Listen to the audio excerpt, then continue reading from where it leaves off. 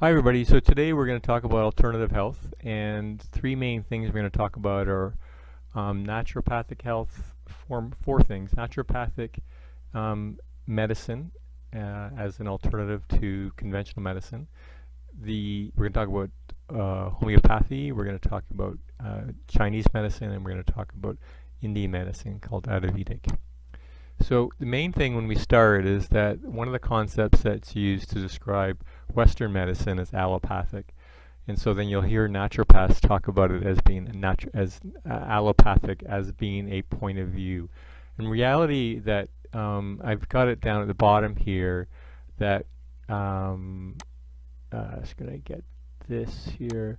So this here that oftentimes this is just science. Really, Western medicine is science. There's good practice and bad practice within medicine, but the cumulative study of anatomy and physiology, for example, in your profession, but also and how pathology functions, is kind of what medicine is. And so anything that veers outside of that and doesn't fit with it would be considered alternative. But the term for Western medicine is sometimes referred to as allopathic. So when we're going to talk about alternative medicine, we're talking about various terms can come up: integrative, holistic, natural, and these are all the same sort of thing. Sometimes people use complementary medicine, and they can be framed as natural, holistic, or holistic, giving it some sort of bias in terms of being better for the body. And so that's one of those things that you have to watch for in terms of terminology. Often what happens in the medical system is that when people are really at risk of dying or losing their life, they go to a doctor, a medical doctor, and then they try and get help with them. And then if those things are not, if that is not a risk anymore, then you go to alternatives to help. But the main thing is that the primary medical system always becomes a place where you go first to rule out really serious, dangerous things, and then if that isn't happening, maybe the risks are lower and you can go to somebody who's more complementary or holistic. So today we're going to talk about naturopathy, Chinese medicine, Ayurvedic medicine, and homeopathy. So naturopathy, we talked a little bit about this last week, the video that came up with Vivian, and she did a great job talking about all the things that happens. And so really this has been happening in Europe since the 19th century, and it's a combination of a whole bunch of therapies together. And so Vivian talked about the different things that she did in her practice, she does in her practice, and so then they have a lot of different skills that they'll look to treat you for that. And so then in the United States, they kind of naturopathy is practiced by naturopathic practitioners. In Canada, we have a school. It's kind of tough to get into. There are only one or two in the country, and it's a 4-year program, and you have to do a 4-year undergraduate before you do that. So the requirements are quite tough to get in. So the people who do it are really highly trained, and it's probably different in other parts of the world. So in the United States, I don't think there can be various distinctions from jurisdiction to jurisdiction, but in general, I think in Canada the standard for education is very, very high. So compared to massage therapy, you may have other education, but you need to have a high school diploma, and then you can do a 2-year college program. Theirs is a 4-year university degree, and then a 4-year naturopathic degree, like a pre-med kind of study. So here's some of the things they do. And again, some of that you can think of overlap. So they may do manual therapy or acupuncture. We talked about the idea of acupuncture being a modality. Exercise therapy, that's something that physios would do.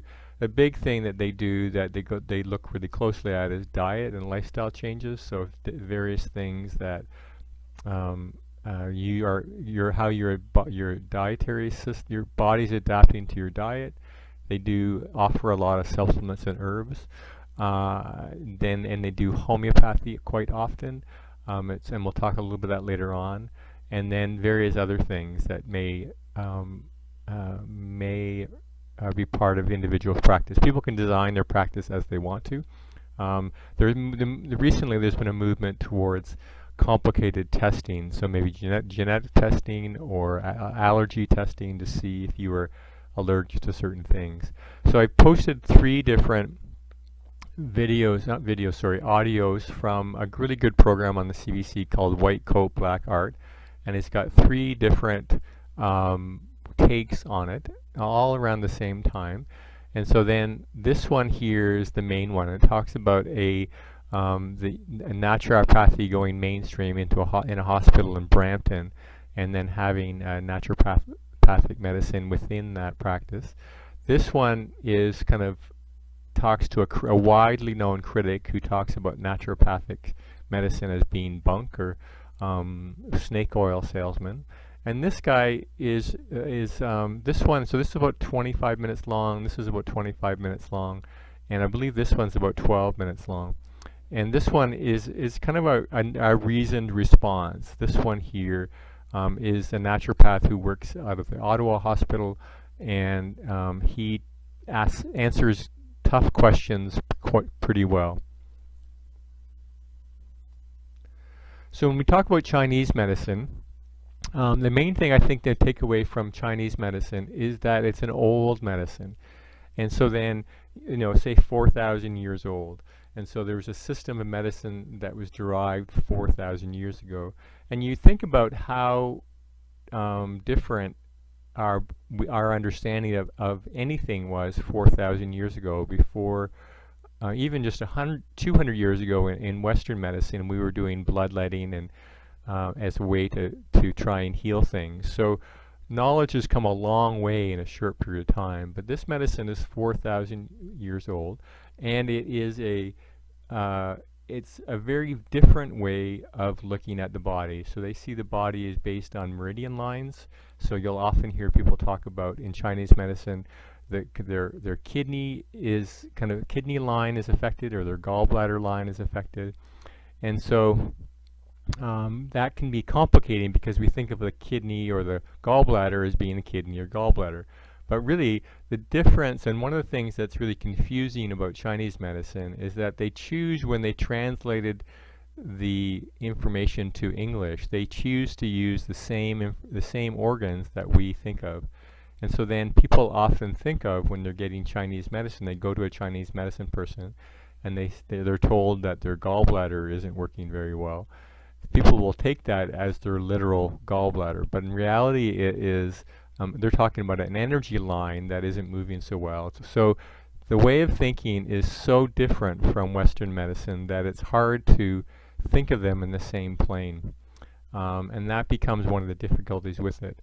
And so then some things that Chinese medicine do that can be effective, and then others won't be, and it'll be based on trial and error. What's important, though, is that oftentimes they think of this as more of an art than a science, in the terms of individuals have a really kind of specific ability based on how long they've been practicing. Some of the things that are involved in that would be Chinese medicine, in terms of herbs, acupuncture, acupressure, massage, which in China is called tuna.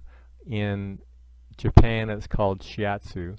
And moxibustion may be something which is a small amount of fiber, a plant-based thing that is burned while sitting on you to create heat in a localized area.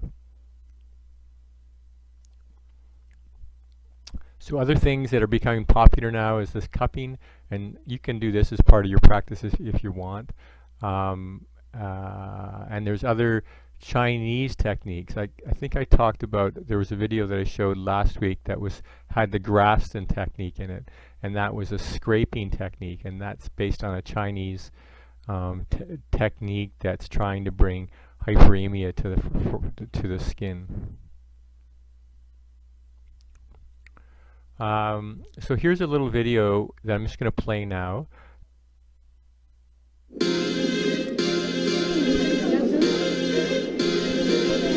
Hong Kong has been at the crossroads of Eastern and Western culture since its colonial days.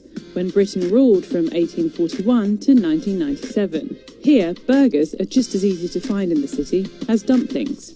And this cultural melting pot extends to medicine as well. Godfrey Chan is paediatric oncologist at Hong Kong's Queen Mary Hospital. While he practices Western medicine, his father practiced traditional Chinese medicine. Now Chan is bringing the two together and conducting research into the clinical value of herbal medicine. This is like a treasure mine. My main interest is to look into the different usage and active components of the Chinese herb, mainly because the information is so abundant. Traditional Chinese medicine is often prescribed to a patient who then cooks and consumes it in its raw form. The various uses of herbs in Chinese medicine are based on historical records spanning thousands of years. The practice of modern medicine, however, is rooted in clinical trials. Drugs are produced in large quantities and prescribed to treat specific conditions, rather than customized to the individual patient. But while the two differ widely, they often treat the same problems. Dry mouth promote blood circulation for diuretic purpose, get better urination, cough at night.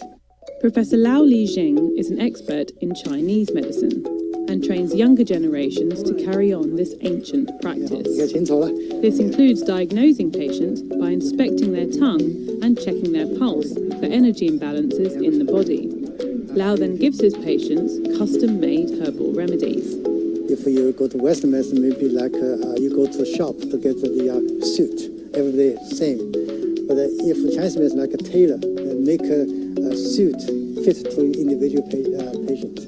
This combination of Eastern and Western medicine in Hong Kong is accepted by many of its residents, both old and young. Some believe the two schools complement each other when it comes to treating certain diseases, like cancer. 做咗個切除手術，咁之後就做咗半年嘅化療咯。我每次化療完咗之後，因為屋企人都覺得我個精神好差，同埋冇乜氣力，因為啲藥都比較重嗰陣時，咁嗰陣時就屋企人就會燉心俾我飲咯。Ginseng is believed to boost energy and reduce fatigue, and is now commonplace in both Eastern and Western cultures. They treat their cancer with chemotherapy or radiation therapy, and these treatments often produce some side effects. Sometimes insomnia, sometimes nausea, vomiting. So Chinese medicine really can play a bigger role to help their quality of life. But when combining the two, it's important to ensure they don't cancel each other out or cause harm. For example, some Chinese medicines, such as the lingji mushroom, can interfere negatively with chemotherapy.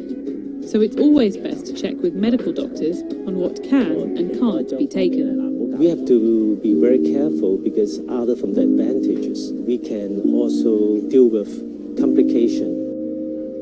More research is needed, but the strengths of each discipline are increasingly being harnessed by both sides. The wellness industry predominantly stems from Eastern health practices and has grown exponentially in the West in recent years. And today, it shows no signs of slowing down. Hopefully, it can benefit our patients, not only in Hong Kong, but we can spread this information globally to the other country as well. Hong Kong is a place very West meet East. We try to put a model can be used for the entire world.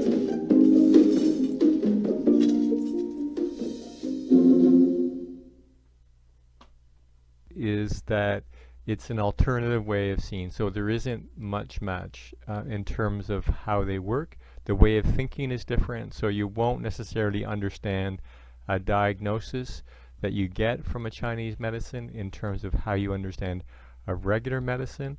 And so it becomes kind of, because you have to learn about how the system, they believe the system works. So the word paradigm comes up. It's a different way of thinking.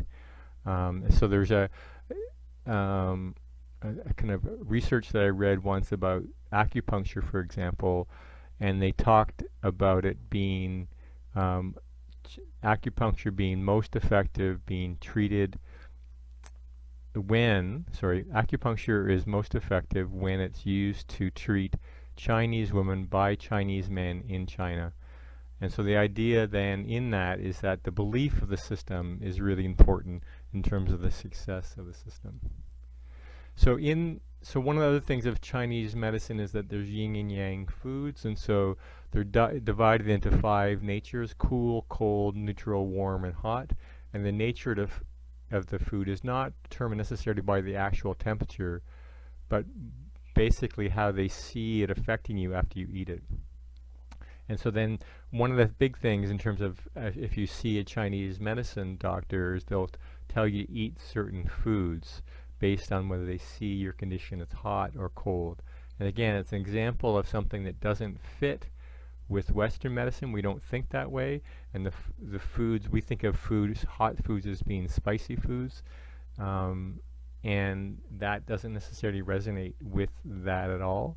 And so these are kind of internal categorizations that have been made up over time.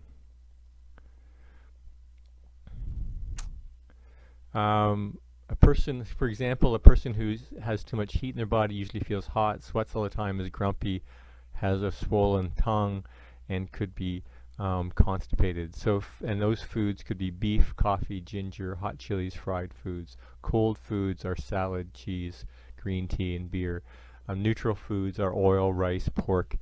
And so then those are kind of part of the thing that you would have to get your head around in terms of thinking how it goes. So it works best if you've grown up in a system where that is common knowledge. Like it's really common at a Chinese market, for example, to get told which foods are hot and cold based on how they've thought about them all their life. But that is a foreign concept. And remember, it doesn't necessarily mean it's better, it's just different. And so then the neat thing about it is that it's 4,000 years old, so it's old, but the science is new. And so sometimes it will work, and sometimes it won't. But if we think about how the body works primarily based on our current understanding of science, it's a much stronger platform than going to something older as being your primary source of information. So when we talk about Ayurvedic medicine, it's very similar in the sense that it's a different paradigm, it's a different way of thinking. But this is an Indian medical system, and that's where they get their historical relationship to it. And so then that's happened over long periods of time. I don't know how long it is, but it's a very old system that's been passed down from generation to generation. And so a local healer would be trained in this in India, and so that they would have natural or holistic methods to approach that. So, and so some of them would be animal, mineral. There is plants, very similar to the herbs and in the Chinese medicine. And so I'm going to show you 2 videos. One is kind of the herb part of it, and the next one is a massage part of it.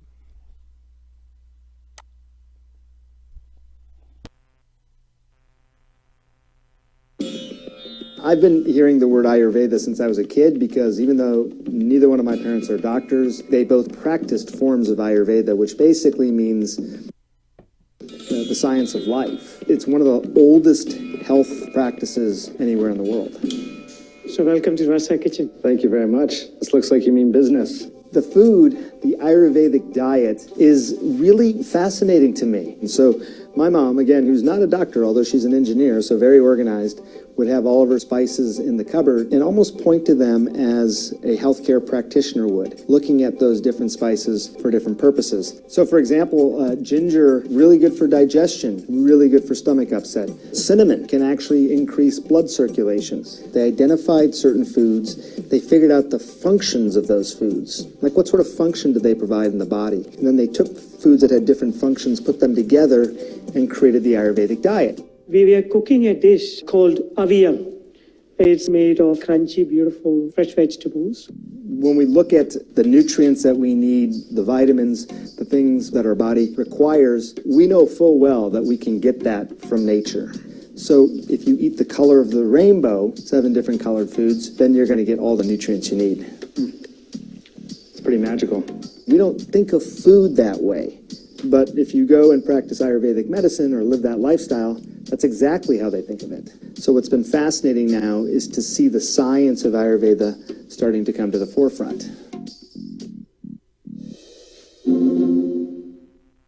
So the other video is more of a massage kind of thing. So it's based on the same scenario, the same guy, and he's talking about a way in which, and massage is really important in India and Ayurvedic, and so then historically they've felt the benefit of it. And what's important, I think, when you see this is not necessarily the differentness of it, but more the sameness of it. So the things that you're doing, they may have different words in terms of how we describe it, but the effects on the body are the same. Is based on energy points in the body called marmas, where bone, muscle, and ligament intersect. You can tell this is going to be like a surgical procedure. Very hygienic, very sterile. Kalari masters have a precise knowledge of the body's marmas. In combat, they know which ones to target to strike a fatal blow. But they can use the same knowledge to stimulate the marmas for healing. Now he's going to apply oil on your body.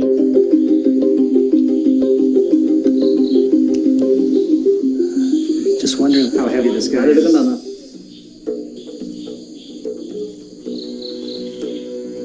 This technique is called Chavuti Thirumal, which means foot pressure. I guess it's no surprise if you want more force, stand on the guy instead of push.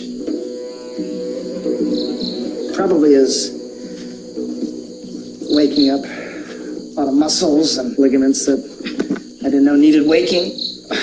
Stimulating marmas is also used to treat more serious illnesses like chronic pain and neuromuscular disease. You know, I've always wondered about these types of therapies. They've been around for so long, and there's got to be something to it.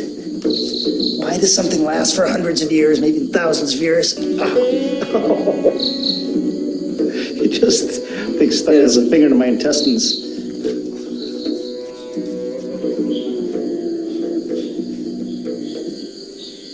How do you feel now? Feel a little beat up, a little violated maybe. I feel like I'm a big pile of jello right now. So you get a sense of you know, it's a very different way of getting it done, but essentially he's getting he's getting his body pressed on, similar to the way you might, probably not using your feet though. And so here's just some information on some studies, and so I'll let you look at it, and you can see that there is some work that's being done to understand how they work together, very similar to the Chinese medicine. So there is research that's going in to see if they can find overlap. And remember that the neat thing that that happens is that, you know, each of these, for say from an herbal point of view, for both Chinese and Ayurvedic techniques, is that they have chemical properties, and so as they get studied, they'll find they'll find chemical elements that are being used in other chemicals. So for example, in one of the plant formations, they found a kind of product that was glucosamine sulfate that which is something that's used to treat knee arthritis.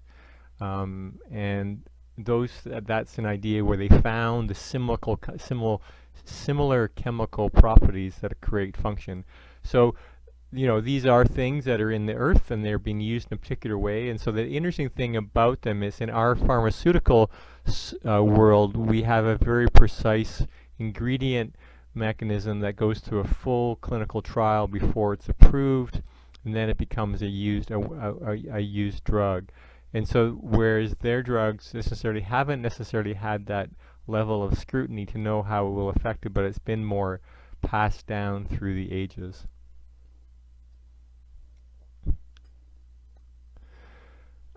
And so this is just, and again, it's just some more information on that.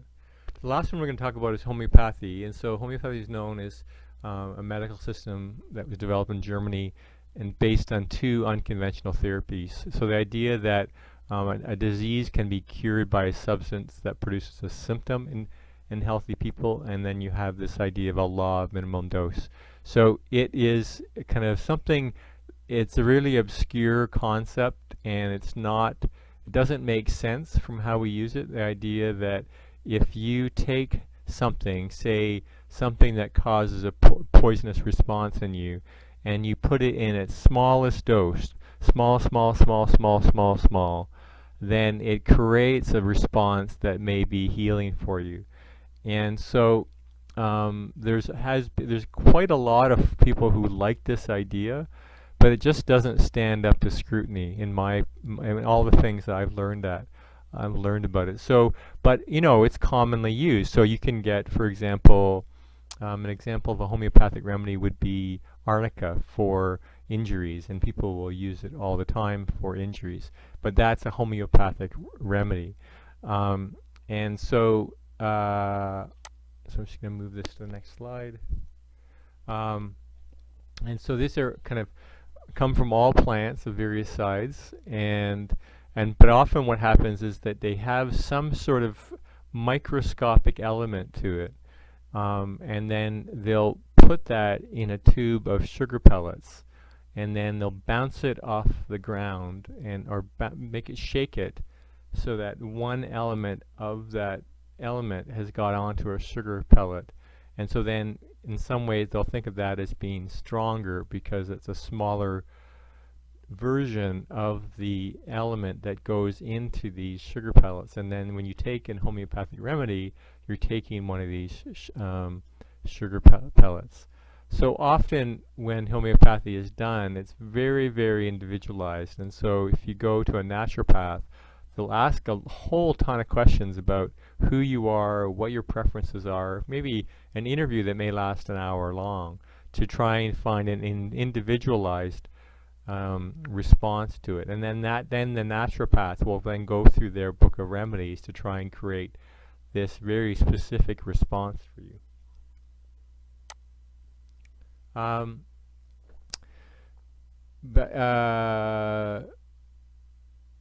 And so this is one piece of research that showed that there was no evidence of homeopathy working.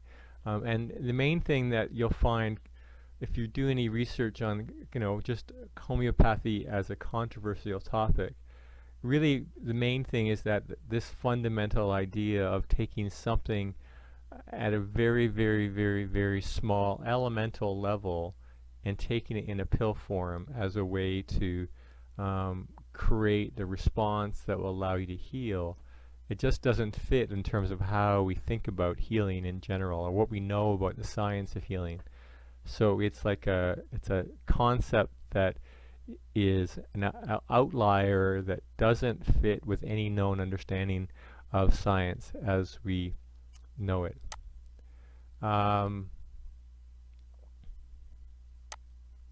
So then here's a little video that goes through, it's about 8 minutes long, and it goes through some really good, a really good simplistic version of how and what it is.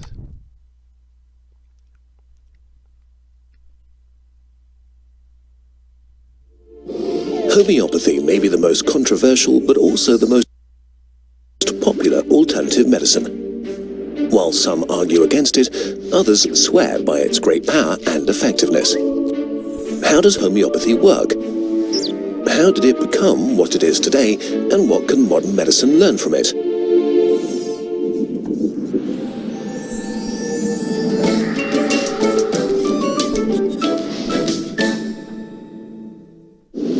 The first principle of homeopathy is like cures like. Remedies use ingredients that cause the symptoms you want to cure. In practice, that means that remedies against fever could, for example, be made from belladonna, which also causes fever.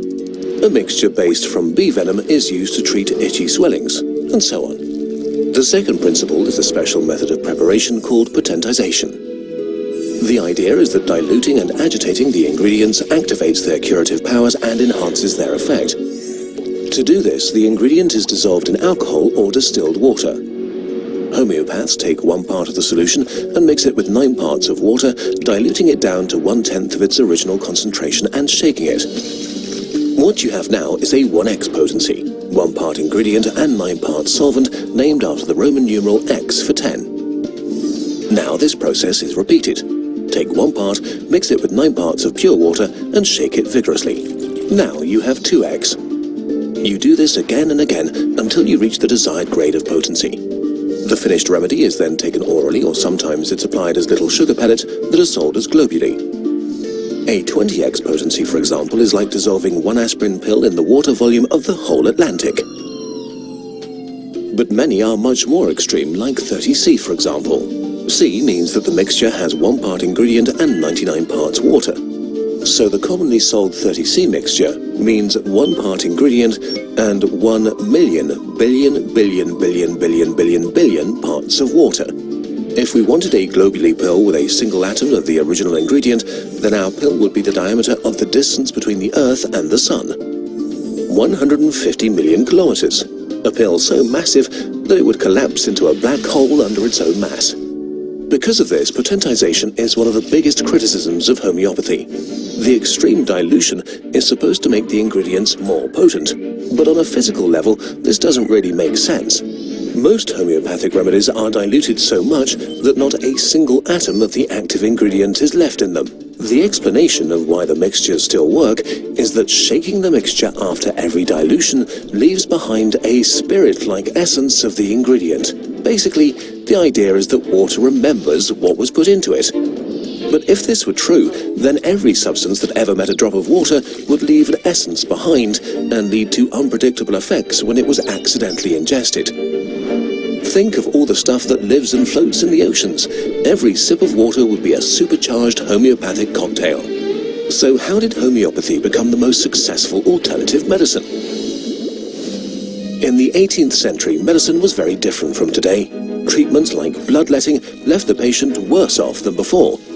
So German physician Samuel Hahnemann wanted a non-invasive, natural way of healing and developed homeopathy. And in fact, homeopathic hospitals were soon successful because doing no harm beats doing harm. Hahnemann imposed very strict rules on his patients. First, you had to avoid coffee, tea, alcohol, spicy food, sweet food. No old cheese, no onions, no meat. No clothes made from sheep's wool, but also no sedentary work, no sitting inside in stuffy air, no warm rooms, no riding horses, no napping, no playing games, no masturbation, and of course no reading pornographic texts, and many more. Then, and only then, would his remedies work according to the inventor of homeopathy. Of course, all of these instructions are ignored and not talked about today. Medicine has changed a lot in the last 150 years. Never before in human history have we enjoyed a comparable level of health. Never have we lived as long. And this is largely due to the new tools we've developed. Modern diagnostics, double-blinded studies and scientific evaluation to check and prove which stuff works. Thanks to these tools, after countless studies and reviews, we know beyond a shadow of a doubt that homeopathy does not have any effect beyond placebo. But even so, who cares why it works if it helps people? Maybe you tried it and felt better. Or you know someone that got over a horrible disease while using homeopathic remedies. And there are plenty of reports of it working for children and animals. What do we make of these experiences? The placebo effect is very real and not imaginary. No matter how smart you are, you're not immune to it. If people believe that something will help them feel better, their trust alone has the desired effect. And it's been proven that the placebo effect can be transferred. Children and animals rely on their parents or keepers and are in tune to their emotions. If a parent has a lot of trust in a treatment and eases up, this can help a child relax and help relieve symptoms. This can also be observed with animals who react strongly to the body language cues of the people caring for them. But the most powerful tool of homeopathy is time. Our bodies are survival machines. Infections pass on their own after a few days. But if you take some remedy when you already feel sick and then start getting better, it feels like it did indeed cure you, or actually, it would have happened anyway. The homeopathy industry likes to play the gentle alternative to Big Pharma. But the homeopathic industry is Big Pharma. Billions of dollars are made with extreme profit margins. The homeopathy industry has its own lobby organizations and fights its enemies as hard as it can. A lot of money is on the line. Globally, the market is expected to reach over 17 billion by 2024. Some critics even argue that the homeopathic industry is bad for public health because it creates distrust in proven medicine. The belief in homeopathy correlates with skepticism about vaccinations. This can discourage people to seek the help they need when their lives or the lives of their children are on the line. But there is actually a key to the success of homeopathy that we could and should copy. The first consultation with a homeopath can take hours and is very personal. For a patient who's already been on a pilgrimage from doctor to doctor, this level of attention and empathy can make a huge difference to their well-being, even if the conversation was not the point of the therapy. Modern medicine is efficient. It saves millions of lives each year. But it's also a strictly organized system. Tight budgets force doctors and nurses to deal with lots of patients. Consultations need to be time efficient, diagnoses made quickly, treatments fast, which can leave patients feeling invisible, scared, and left behind. This is what modern medicine can learn from homeopathy. It meets a human need that has been left unfulfilled. We need to make time for the individual again, see people, not numbers. But as important as empathy is, it's not a substitute for actual treatment. Faith can move mountains, but sugar water can't cure cancer. After a short break of a few years, Kurzgesagt is back in German. Thanks to the support of Funk, we have relaunched the German channel and are beginning to upload a video every 1 to 2 weeks. Besides redoing our favorite videos, there'll be a number of videos that will not exist in English for a while.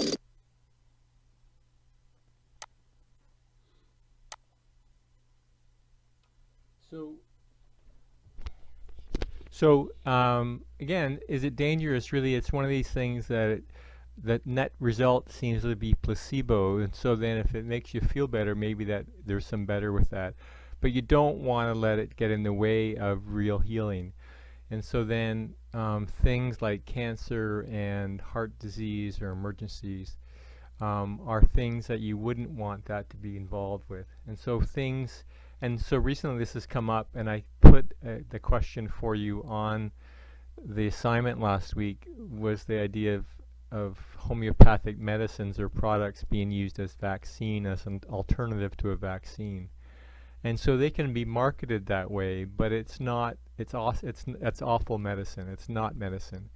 And so then, if you take one of these things and you're afraid of vaccines, and you take it because you're afraid of vaccines, and you don't get the illness, you could argue that it worked. But in reality, vaccines that we take are to prevent the society getting these dangerous things like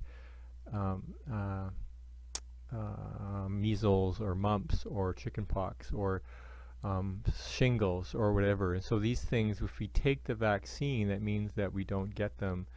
And so then, but you may not get them anyway, right? There's always a risk, but why would you put yourself in those circumstances?